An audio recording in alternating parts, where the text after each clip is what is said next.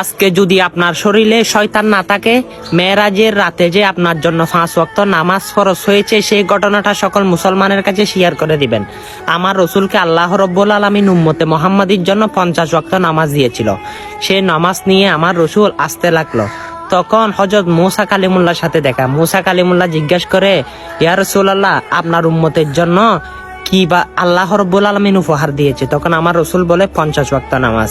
তখন মুসা কালিমুল্লাহ বলে, আপনার উম্মতেরা 50 ওয়াক্ত নামাজ পড়ার সুযোগ পাবে না, আরো কমিয়ে নিয়ে আসেন।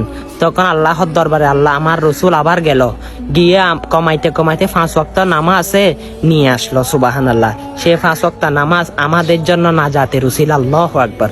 সে 5 ওয়াক্ত নামাজ তো পড়েন না। না হয় এই মেরাজের ঘটনাটা সকল মুসলমানের কাছে পৌঁছে দিন।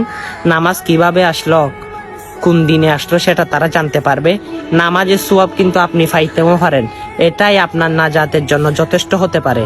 অতি শীঘ্র শেয়ার করে, অনেক ভিডিও তো শেয়ার করেন, এটা শেয়ার করে দিন। আমিন।